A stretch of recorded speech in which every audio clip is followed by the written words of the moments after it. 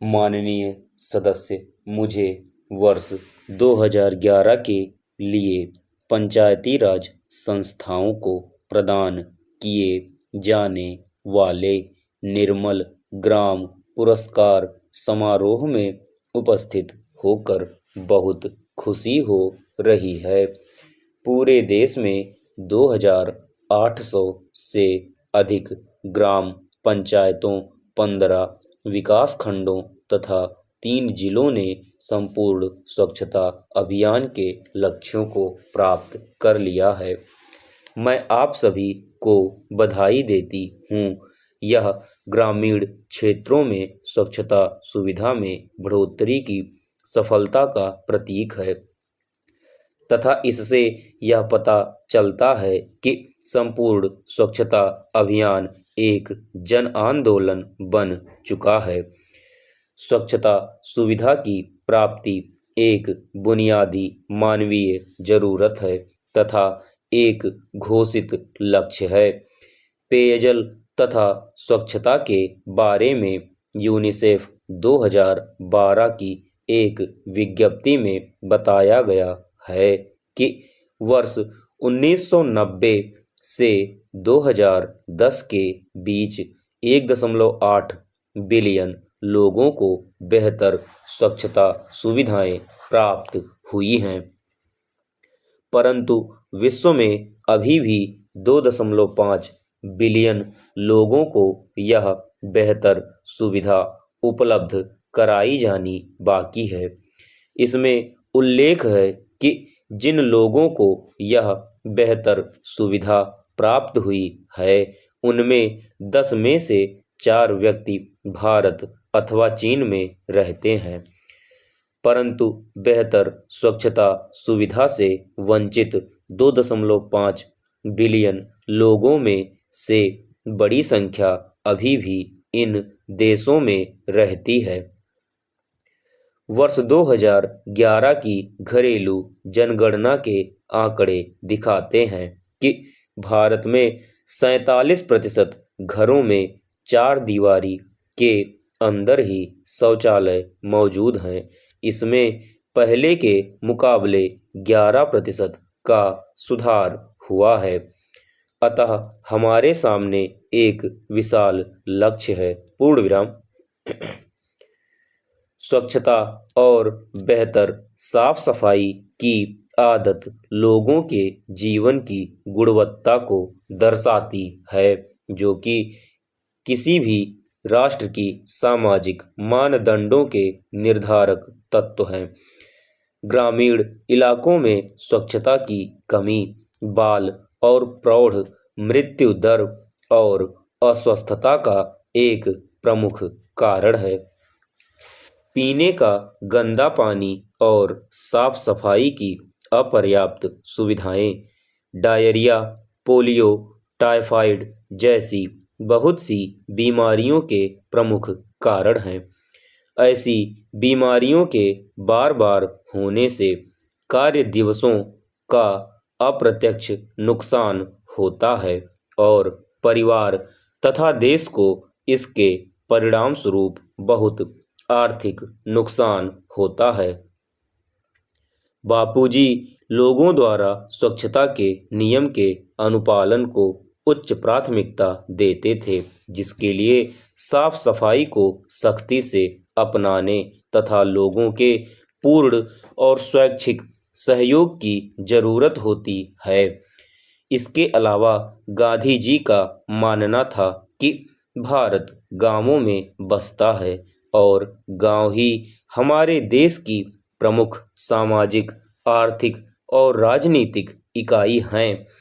वह हमेशा देश की ग्रामीण अर्थव्यवस्था को विकसित करने की वकालत किया करते थे।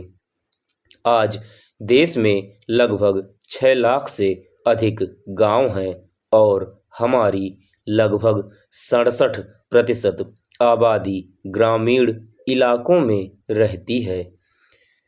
हमारे गांवों की तरक्की ही उनमें रह रहे करोड़ों लोगों की तरक्की है।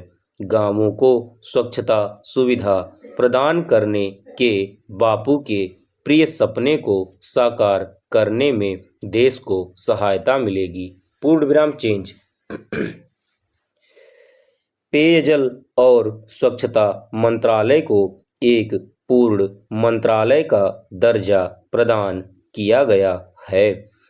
इसमें स्वच्छता संबंधी मुद्दों को न केवल अधिक प्राथमिकता मिलेगी बल्कि नियोजन और समुचित कार्यान्वयन पर ध्यान केंद्रित किया जा सकेगा।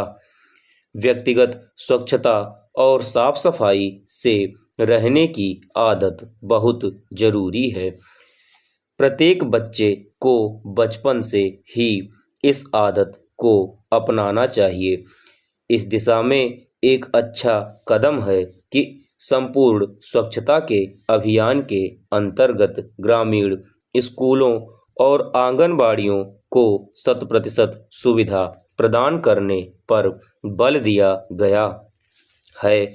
स्वच्छता और साफ सफाई के संदेश फैलाने के लिए स्कूल शुरुआती और सही स्थान है और हमारे प्राथमिक स्कूलों में स्वच्छता के बारे में पढ़ाया जाना चाहिए।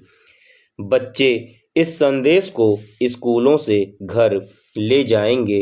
यह सभी जानते हैं कि स्वच्छता का महिलाओं की गरिमा, स्वास्थ्य और सुरक्षा पर प्रभाव पड़ता है।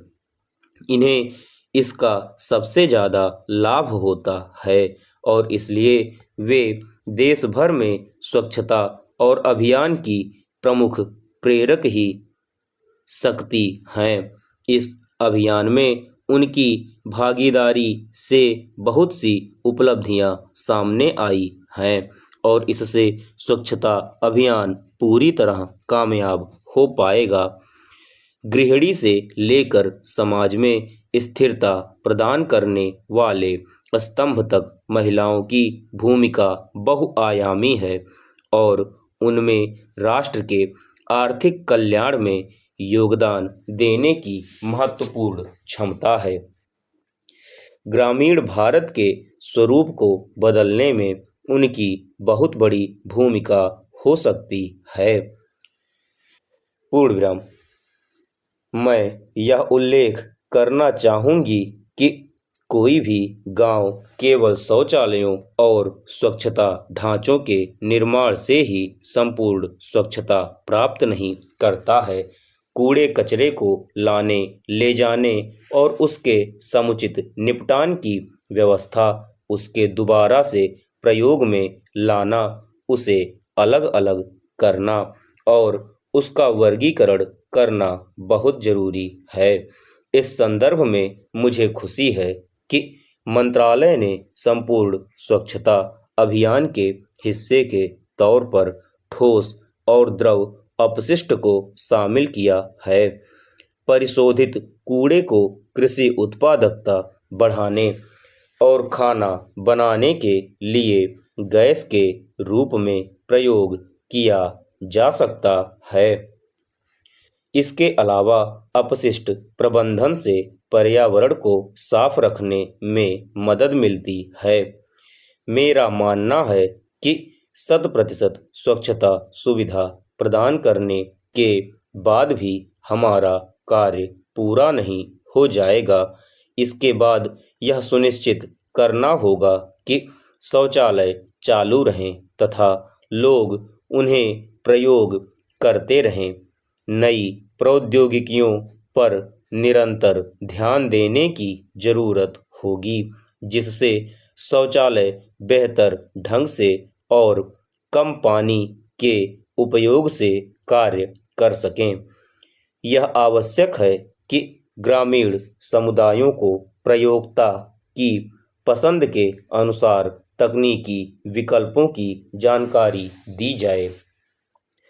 जमीनी स्तर पर स्वच्छता संबंधी अच्छी आदतों को प्रोत्साहित करने के प्रयास जारी रहने चाहिए। संपूर्ण स्वच्छता अभियान जैसे कार्यक्रमों की सफलता के लिए भागीदारों और संस्थाओं, विशेषकर ग्राम पंचायतों में व्यापक जागरूकता फैलाना तथा उनकी